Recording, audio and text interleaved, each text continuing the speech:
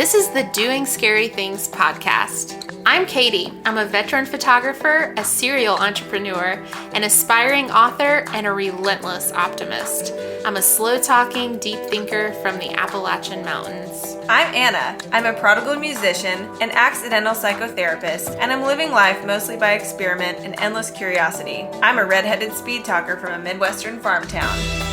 The purpose of this podcast is to talk to people who are doing some pretty scary things in their life about what it takes for them to push past fear and keep themselves going every day. We'll also unpack the vulnerable things we're pursuing in our own lives and hopefully offer encouragement to you wherever you are on your journey. Man, that was brilliant. Hi, Katie. Hey, it's been so long. It's been a really long time. Since I've seen you in real life. Yes. Like 6 weeks. Yes. A really long time. So, yeah, you need a little recap. Yeah, well, for those people who don't know, so we worked really hard to get some of the episodes pre-recorded, and then I went on a cross-country tour. No big deal. And we were trying to launch while I was gone, and you put in a ton of hours with the editing side of things. If the editing's good, that's true. If it's bad, if someone knows. No, I'm just kidding. So it's been interesting. Yes. Turns out launching a podcast is kind of hard. It takes a lot of things that you don't expect it to take, but it's also very rewarding, and we're really excited to be here already. This is our, 8th episode, I believe, and we've had some really amazing interviews. We've gotten to share a single with you already. And there's so much more coming. It's so crazy. Yes, we have a lot more planned. So if you have made it this far, thank you again. We can't thank you enough. And we just really appreciate all your encouragement that you've sent in. If you haven't reached out to us, we'd love to hear from you. Yes. Just your thoughts, your questions, anything that doesn't make sense, anything you think we should talk about. Yeah. We would love to hear it. So the best way to get in touch with us like that, we have an email address, and it is doingscarythingspod, P-O-D, not to be confused with payable on death. doingscarythingspod@gmail.com. Email us. We would love to hear from you. That's right. Also, we do have a Doing Scary Things Instagram account. Write questions on there. Respond to our posts. Let us know that you're seeing it, and we'll respond to you. We want to get to know you guys. We want to know who's listening, and if this is meaningful to you at all, tell us that. Yeah, and thank you for already 750 downloads. So we know that some people are hearing this. Yes. And now we want to hear from you. Yeah, who are you? Who are you? What are you doing? Unveil yourself. Sorry, I can't help being creepy. I think that's just my nature. I like it.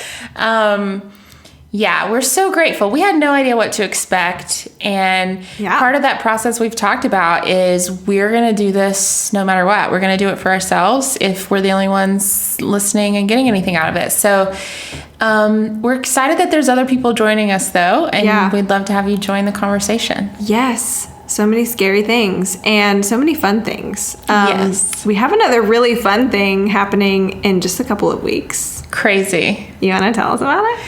Well, 1 week from today, actually, when this is airing. Oh my gosh, true. We're going to release our second single, and it's called Deathbed. Just in time for Halloween. Yes. You're welcome.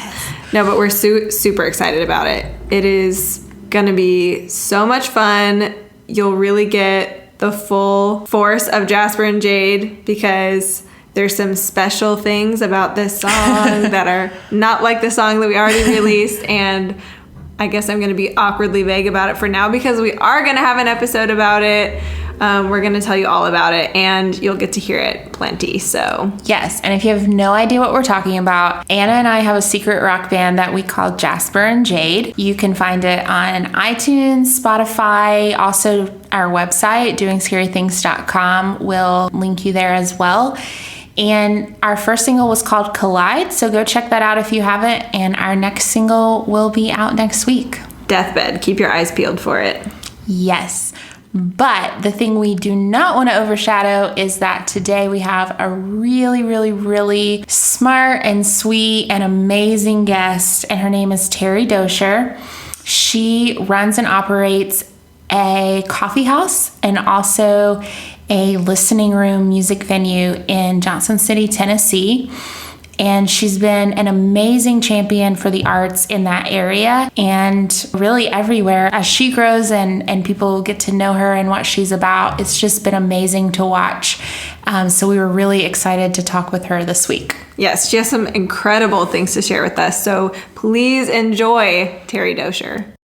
Well, we're so excited to be here with you today. Will you go ahead and introduce yourself to our listeners and tell everybody a little bit about what you do? My name is Teri Dosher, and I own the Willow Tree Coffeehouse and Music Room in Johnson City, Tennessee. Awesome. That sounds like a fun place. It's a lot of fun, depending on which day, but usually it's a lot of fun. It's a magical place. I've been there several times. When did you start thinking about opening the Willow Tree? What led to that, and what was that process like? It kind of just grew out of, just a fun idea in my head. When my daughter was younger, we always used to do things together.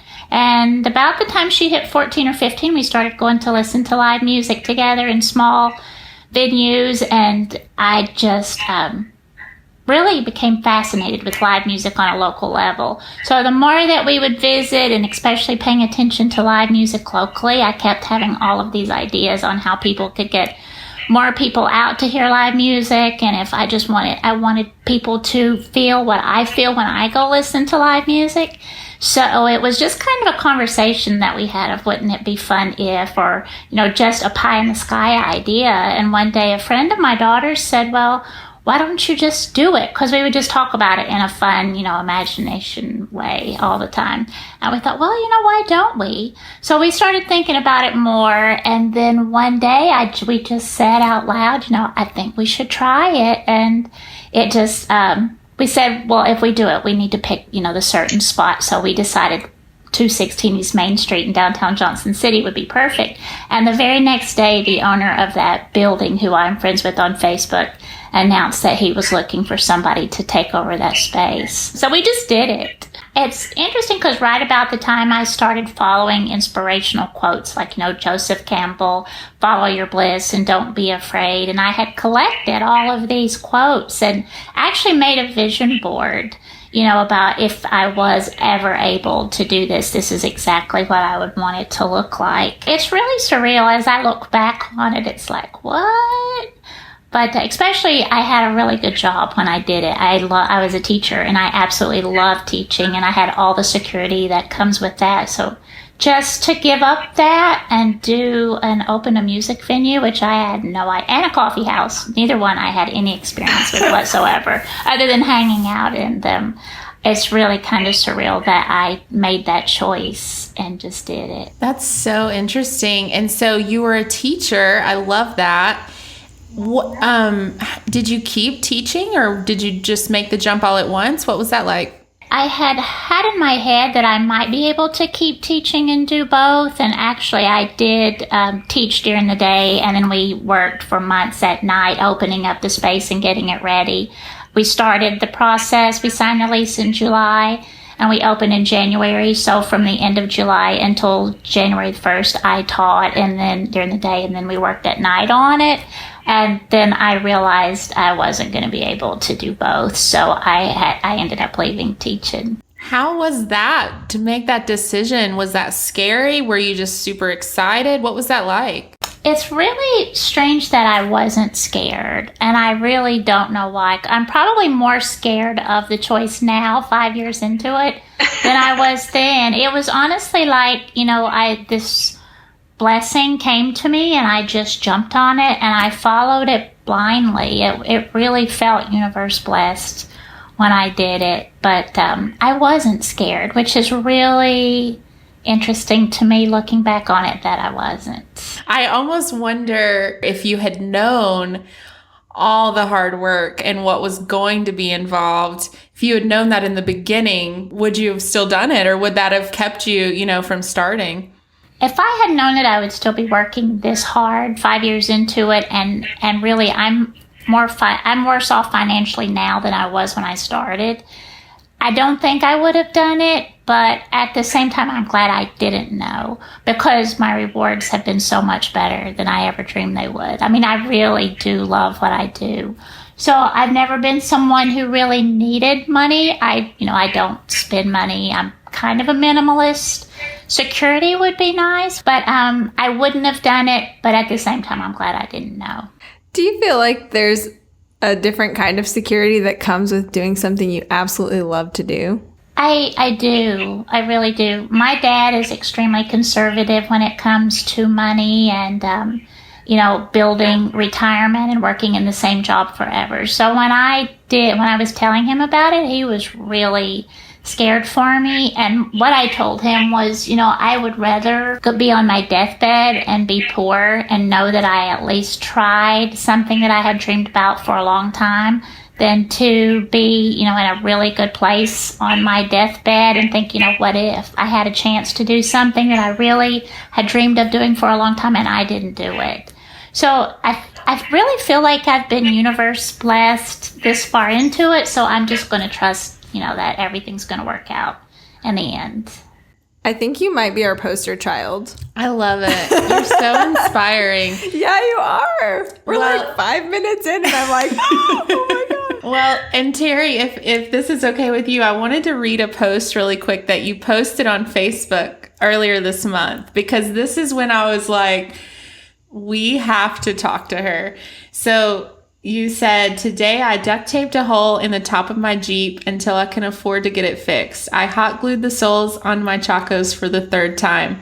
I dropped off my rent check for the Willow Tree and I did a happy dance because we made just enough money this weekend to cover it. If I measure my success in terms of profits, we aren't very successful. But then I discovered our reviews on TripAdvisor and they were so beautiful they made me cry.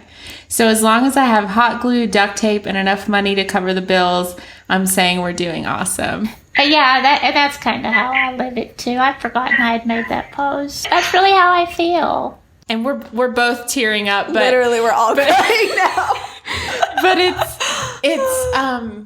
it's so inspiring. I think that's the only word I can use for it, because and we talk about this a lot on the podcast, but when you're talking about doing things you're passionate about, and when you're talking about things that you are not going to regret on your deathbed, you're not talking about things that society tells us are necessarily measures of success. You're not talking about having a bunch of money in your bank account, and it's those day in and day out decisions that are so hard. And I'm sure I'm sure most people would never be able to understand, the sacrifices you make for your business. But just to see somebody do that is just really inspiring. So thank you for that. Oh, you're welcome. Yeah, I spent the first half of my life really doing things that everybody thought that I should do. I was the mother, the wife, the daughter, and I was always trying to do what everybody wanted me to do. And then one day, it was after my divorce, and as my daughter was getting older, I realized I don't know who I am, because I've spent the first half of, at that point, all of my life doing what everybody thought I should do. And I just decided to stop and to be true to what it feels good to me and what I needed to make me happy. And then too, in realizing how much of my life had gone by without living it, I saw it was going by so quickly, and keeping a journal and looking back, helped me to see that. And so I just felt this sense of urgency. Life is going by so fast. I just really want to live it as much as I can. And so it's just like literally one day something clicked and I just decided, nope, this is my life and it's going to end. So while I'm here, I'm going to do as much with it as I possibly can. So that's kind of how it happened. It was just, going from pretty much being dead for 45 years to, oh my gosh, I've been dead for for my whole life. So, and then I just snapped. Yeah. Well, and I think we can probably both relate to that quite a bit. But yeah, that realizing I'm actually not dead. I do get to make my own decisions and choose whatever I want to choose. Right. But it's harder to actually do it than to think that. And you do lose, some people, and because you're not the person they thought that you were, but you weren't who you really are. So I have lost people in my life because of the choices I've made, but the ones who truly love me and want me to be happy, they've stayed with me. So you kind of find out who your true family is at the same time. That's awesome. Yeah. Well, and I was telling Anna before we logged on here, because she hasn't had the pleasure to come to the Willow Tree yet, but I mean, you really are, you're a champion for artists. I mean, my husband's band tours all around the country. There are not a lot of venues that do what you do for artists. And I really mean that. And I was telling her that, there's the sign up that says, don't talk while the artists are playing, and you just really, you take care of everybody that comes through. What, was that just your love for music, or what kind of inspired you to kind of go that route? It truly was my love of music, because in the rediscovery of myself, a lot of that came from music and going to listen to music. And it's my medicine. It gets me through when I don't think I can get through. And to find it on such a local level in such small venues, to me, it's delivered so much more potently. I don't know if that's even the word, but you just feel it so much more. And so I really wanted people to feel that connection. And then too, in talking to the musicians that I got to know through the course of it, I was horrified, when they would tell me how they would travel for months and come home more broke than they were when they left, and how they were treated in music venues. So I just had in my head, yes, I want people to feel what you feel when you listen to music. And I wanted musicians to feel appreciated. And that's really the whole reason that we opened. I knew I wouldn't make any money, hence the Coffeehouse is supposed to help pay for the music room. But yeah, really appreciating live music and letting other people feel what that feels like was the whole reason that we did it. So if somebody comes in and talks through the whole thing loudly and messes it up for everybody around them, we kind of frown on that.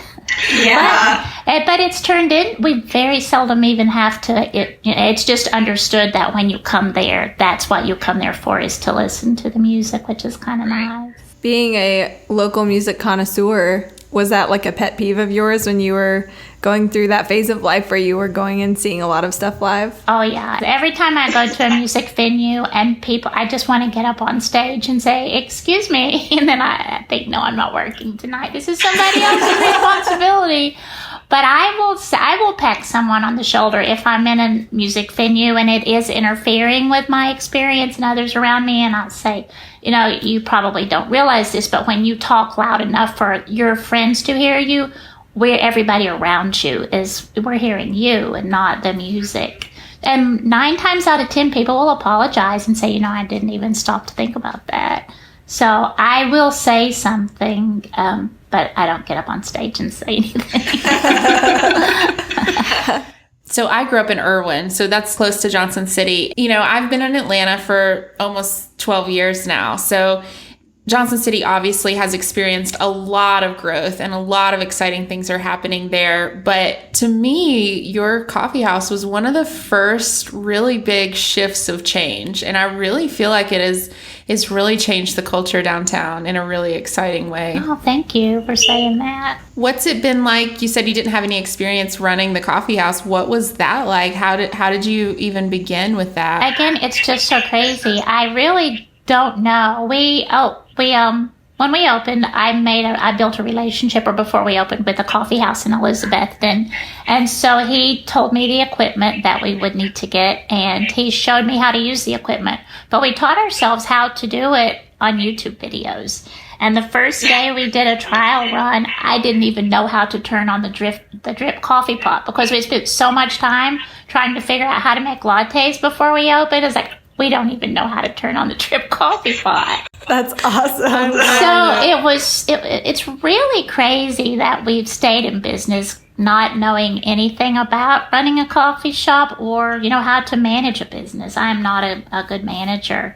So we would kid each other, when people would come through the door and compliment us before they left. It's like, do they walk into a magic vortex that we don't see that completely changes their perception of what's actually happening? when they're in here because we don't know how to do this. But it was literally baby steps, and the public and people just stayed with us through the baby steps. We didn't have food when we first opened, and I was afraid to introduce food that I cooked to the public, so we would literally, one thing at a time and put it out there. I mean, at first we only had cookies, and then we only had pimento cheese sandwiches, and every few days we would try something new to where and we had a dry erase board instead of a menu where we would just dry erase. This is what we're going to try for today. And people kept coming back. It's really crazy. That's so cool. The food's amazing. I'm not just saying that. It is really, really good. You had me at pimento cheese, for sure. Yeah, we get lots of compliments on the food, and it's really nuts. But it's, it's comfort food. A lot of it is things that my mother taught me, my grandmother taught her, just things that I've always made. The only thing that's on there that was completely new to us are the meatloaf sandwiches, because that's not anything that I had ever really made. But we made it for a big show. We were trying to think of, it was a day where we had lots of different artists in. So we were trying to think of something really cheap and good that we could feed all of the artists that were rotating in. It was like a little mini festival. It's like, let's do meatloaf sandwiches. And everybody went crazy over them. So it's like, okay, we'll put that on the menu too. But everything else is just things I grew up making. That's so cool. I was really hoping it was a meatloaf concert, but that's okay. That's good too. No. Meatloaf cover band. Right, or a meet and greet. Definitely do that. Well, I'm curious. I love your story already so much because you're basically the champion of you don't have to be an expert to start pursuing something. That's not required at all. I'm sure you had a lot of relevant life experience, but like you said, you had never run a coffee shop or a music venue before, and that utterly didn't stop you from doing it. So instead of, expertise or a bunch of experience or whatever that people might assume that you need to do something like that, what did you use instead? What strengths did you have that carried you through? It was truly just intuition. Every bit of it was just intuition and what felt right. I listened to my heart more than my head 95% of the time. And the more I do it, the more it's kind of like autopilot.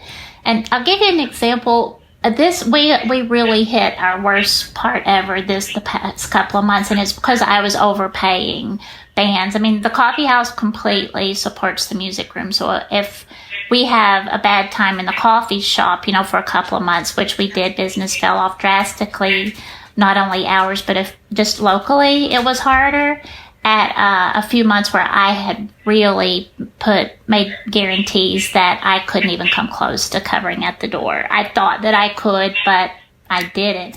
So I realized that I have got to completely change the way that I do that, or I'm going to end up going out of business. So I started doing a lot of research, on not only different ways that bands feel that they're treated fairly, but how other music venues do it. And I talked to other booking agents and managers and all of that, and came up with a formula that was like, oh my gosh, if I had been doing this all along, I would have been so much better off right now when I counted up all the money that I've lost. So I was talking to a booking friend of mine. I said, why did I not think to do this 5 years ago? And he said, well, if you did, you would have probably gone out of business, because you would have been thinking as a business person instead of doing it from your heart. And your heart is what got you where you are. So I was like, okay, we'll go with that. It's all kind of trying to, I really feel good about following my heart more so than my head, because there's lots of times, the business aspects of it I completely disagree with that other people are doing. So I'm not sorry that I followed my heart, but that realizing that I was about to be in trouble made me decide to smarten up a little bit. So it'll be a combination of both. Yeah. Well, and also when you're following your heart, I think that shows to people though. I think that is what allowed you to really build, what you have. And then, if you need to adapt to take care of yourself, obviously that's great. The musicians still get 100%, well, basically after expenses of what comes in at the door. So we're just not, my idea was to give them 100% of everything that comes in at the door, but then you think taxes, payroll, all of that. So we are still paying them everything that we can afford to possibly pay, that we're just not making the huge guarantees like we were before. Yeah, no, of course. This is reminding me a little bit, and I hope it's okay to bring it up. We won't name names, but I remember another post you made when there was a business that rhymes with Schlarlux opening up around the corner. And it seemed like you were having a little bit of a, are we going to be okay? And what I saw was, your patrons commenting and saying over and over, what you're doing is completely different. You have nothing to worry about. But has that been your experience? How did that all work out? Yes, it hasn't hurt our business at all. And, we also had another coffee shop open on the same block as us in the past 6 months, but it hasn't hurt us either, because it's apples and oranges. I think as far as coffee shops go, they're drastically different than we are. And, we have customers I walk by and I will see them down there, but then they're back to us the next day. I think a city, in the past, Johnson City, we had no coffee shops. The only one that we had didn't open until 3 o'clock in the afternoon. So I think any decent sized city has more than one coffee shop. And so far we've all been able to coexist very well. Since I've opened, there's actually been 2 local coffee shops that have opened within a mile of me. And I can't tell that they've hurt our business. We did fall off drastically, like I said, here in the summer, but it always falls off when school's out. And in comparing, and talking to my friends who own the other coffee shops, their business fell off too. So I think we've all been able to, coexist just fine. More room for all of us than there seems to be. Yeah. Yeah, that's an important lesson. It's like, you can get bogged down by comparing or saying, they're doing it well. Right. This will be the end of us. Yeah. Yeah, but that doesn't mean that, there's not room for all of us. No, just the whole population of Johnson City is going to be more and more caffeinated. And it'll be a great time all around. Which is not a bad thing. If anything, it'll pull people away from Starbucks because they have plenty to share. Yeah, absolutely. And I don't know that they're following their heart with their decisions. I'll just say that. They're also not serving meatloaf sandwiches. That is very true. Yeah. Sounds so good. Yeah. So you mentioned earlier that, with all of the challenges that you've faced opening this business, they don't compare to the rewards that you have faced. What have some of those rewards been? By far, watching somebody fall in love with the band that I have loved forever and see them build that connection, it's the whole reason that I'm here. And so many people trust my taste in music now that they will come even when they don't know, who they are, and they always fall in love with them. I love that, when people tell me that they've discovered somebody that their music means so much to them. So that's a huge part of it. And to have bands tell me that they feel at home when they come there, that was my main goal. But I think another part of it, and it's really been brought to my attention the last couple of days, is all of the relationships that have been built there around the music. I had someone tell me last night that 80% of their friends base, the people that they spend all their time with now, are people that they've met at the Willow Tree. And the music is what's brought them together. And see couples who are getting married that met at the Willow Tree. Oh my goodness. That's something that I never really expected to happen, and it seems to be happening more and more. So every time I hear somebody say something like that, I said, I think I even love that just as much as people falling in love with the music, as people falling in love with each other. So that's been huge for me. That's incredible. Yeah, I hope you're taking credit for every one of those marriages. That's awesome. I would be. I'd be like, I made that happen. We've had a few people. We've had 2 weddings at the Willow Tree. We've had several people get engaged. We had one couple get engaged Saturday who had met at the Willow Tree. He proposed to her at the Willow Tree, and I was like, you have to get married at the Willow Tree. Yes. So I don't know about that. And serve pimento cheese and meatloaf. That's right. Exactly. I mean, you got it all. And beer. There you have it. That's all you need. Yeah. Perfect. But it would have to be something really special like that, because we're open 7 days a week now, so we don't We don't close the space up just for anybody. We don't rent it out. But if it was something really special, and then we don't rent it out, we just say, yes, please come and do it here. And the cases where people have gotten married there, it's been, because they already had a huge connection to the Willow Tree, but we would do it for them. So much love. What if you hadn't, what if you had just said, I can't open this venue? It's like people's lives are literally being changed. The next stop is babies being born at the Willow Tree. How do you feel about that? That's going to be our follow-up interview. Teri the doula. Yeah, as long as they name it Willow, we're good. Yes! It's required.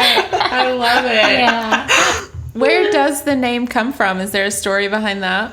Yes, I have a huge willow tree in my front yard that I planted when my daughter was little. It was so small when we planted it that when it snowed, we would have to go out and prop it up with a broomstick. And it's kind of like made this canopy over a corner of my yard, and that's where I call it my church. So, we would build fire pits out there. That's where we gathered with friends, and when I needed to clear my head and think. And really, I truly think a lot of my thinking and inspiration for the Willow Tree came from that spot.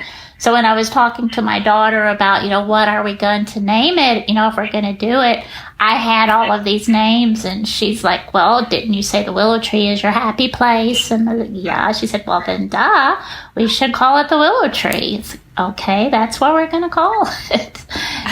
I love that metaphor too of like, okay, well, at the beginning we had to prop it up with a broomstick sometimes, but then it grew into this huge like sustaining thing that actually becomes your happy place. There does seem to be a connection there, and I think of that analogy a lot. And this summer, the willow tree in my front yard looks really pitiful, and and we really struggled this year. So I thought, is it? It all seems so magical anyway.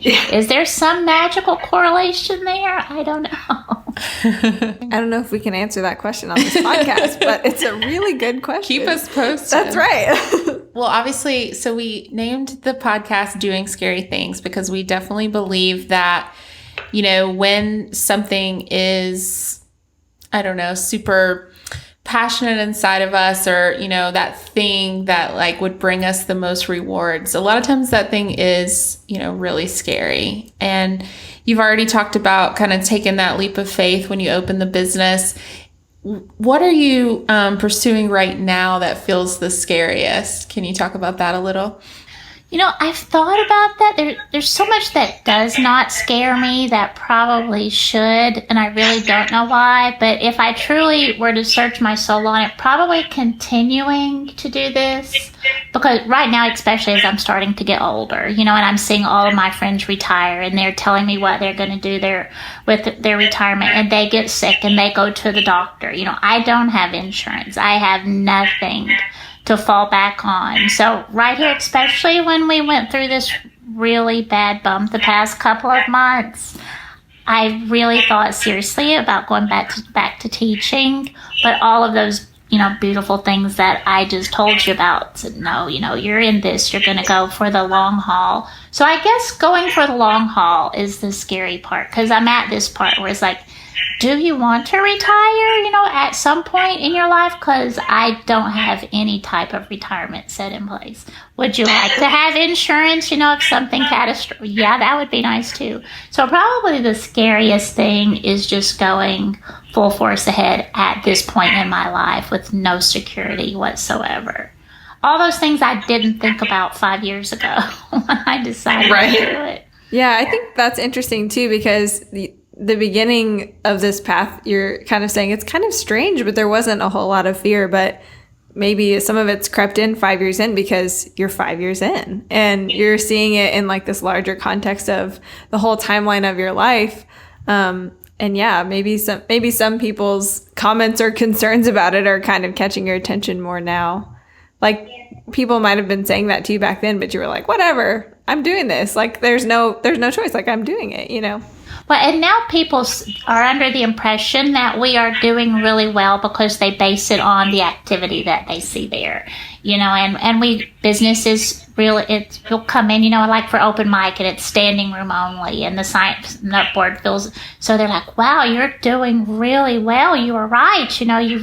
It's like, yeah, appearances, it's doing really well, but fine. And I don't tell people that, but it's like, if you were to see my checkbook and my credit cards, no, we are not doing really well. So it depends on how you measure, success. But so this is success that people see is yes, we are very successful. So they congratulate me and say, nobody tells me I shouldn't have done it anymore.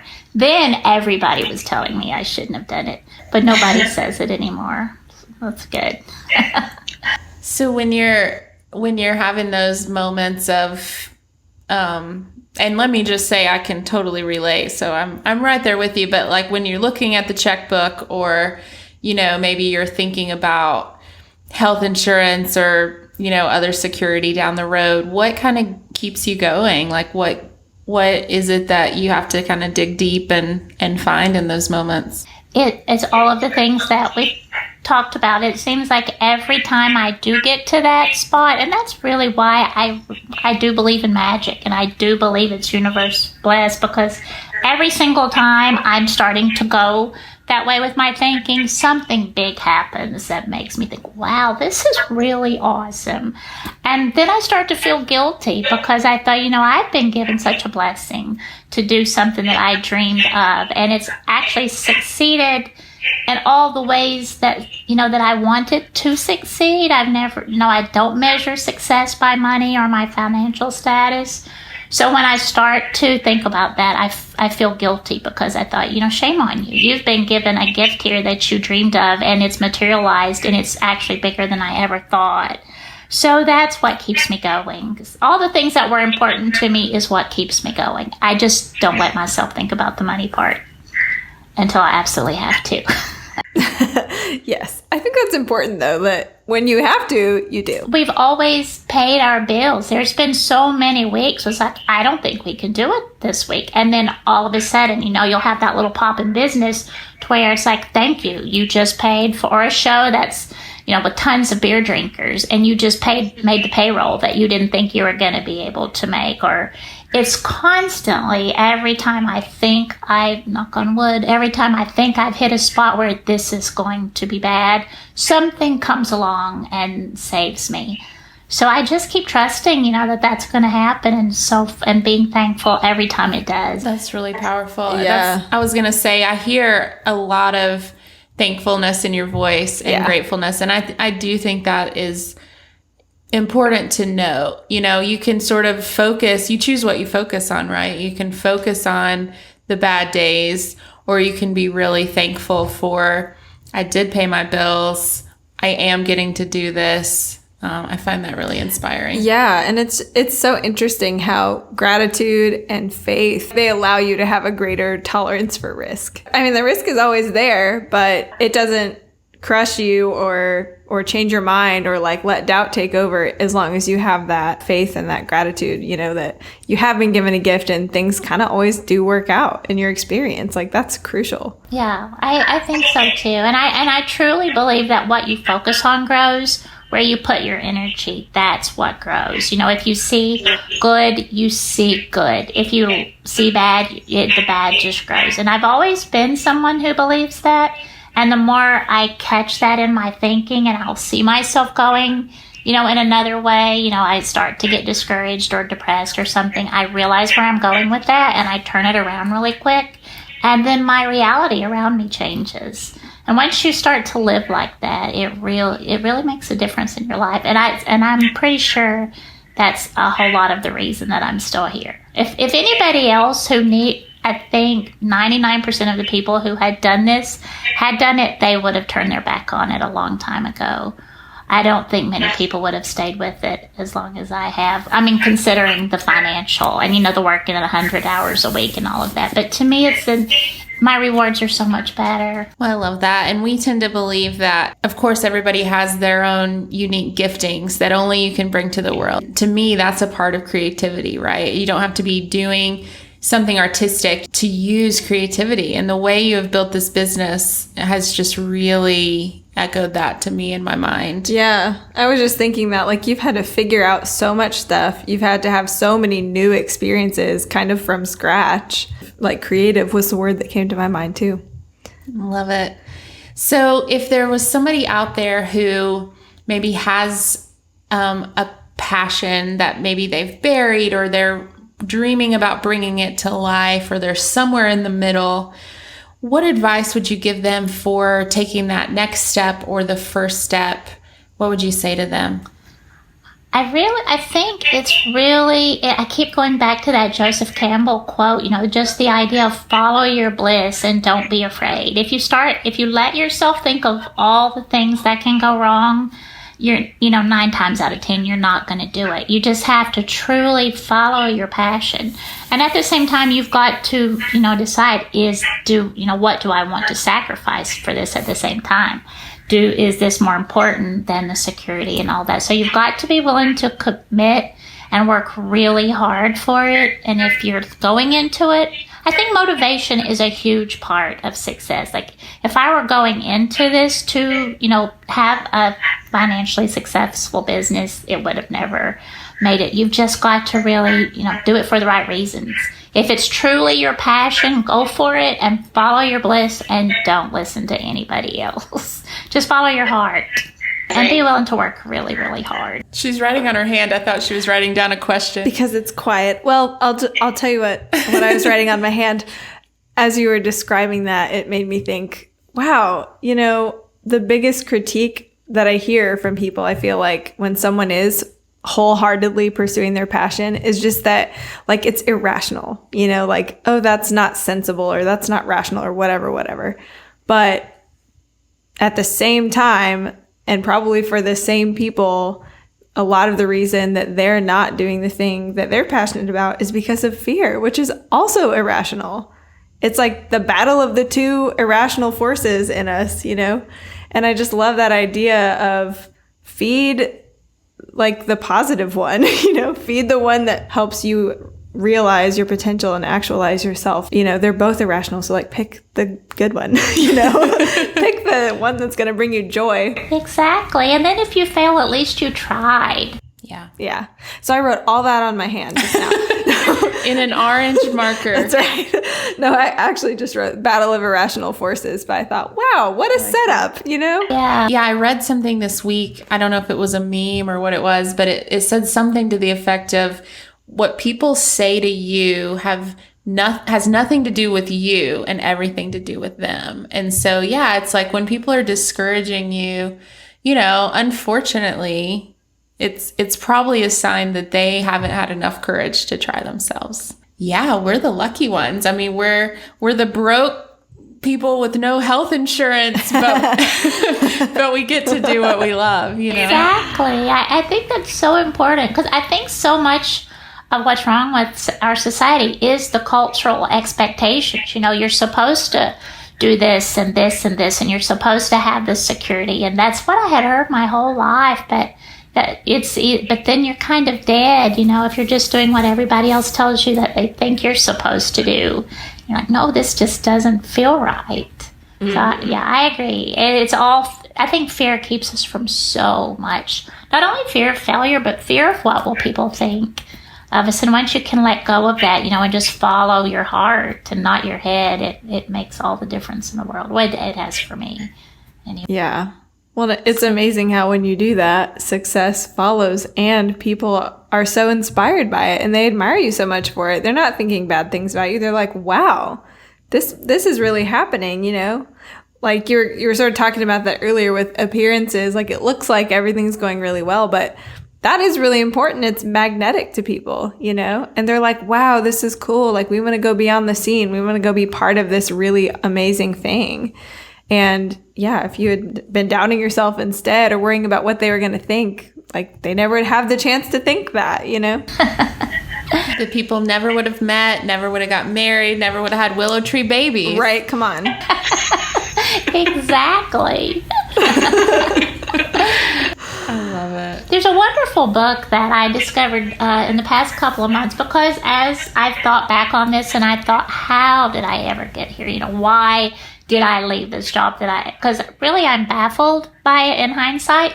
And this book fell into my lap called Big Magic. And the crowd goes wild. Yeah, I read that. I was like, holy crap, she knew. This is what happened to me, and I didn't even know it. I just followed. She just says, it comes to you for a reason. You've just got to trust that it is yours for a reason and go with it. It's like, I did that. But I didn't realize it, at the time. So it's kind of like finding the book that explains why I did what I did. But so you've read it. It's fascinating, isn't it? It is. It's full of goodness, and we'll link to that in the show notes. For sure. I had a similar experience when I read that book. So I've written a book. I'm in the process of trying to find a publisher. And there was a little bit of me when I read that book that was like, should I just quit writing? Because so many of these ideas, I'm not saying I can say them as eloquently as her, but there were so many of the same ideas. And it was that feeling like you're saying of, how did she know this already? Like, she has had my experience. Yeah, that's so weird. She nailed it. That was a game changer for me too. So everyone, this week's recommended reading. Can you go ahead and tell us where people can find you, both physically at the Willow Tree and online? TheWillowTreeJC.com. Well, thank you so much again for taking the time, and we'll go ahead and wrap up. But we just really appreciate you working so passionately and creating something so beautiful. So thanks for taking a moment. Thanks so much for listening to today's episode of Doing Scary Things. If you liked the episode, please take a moment to leave us a review on iTunes, and be sure to tune in next week when we talk about our second single, Deathbed. I'm nervous. Are you? I'm trying to be better about it. I'm trying to be a grown-up.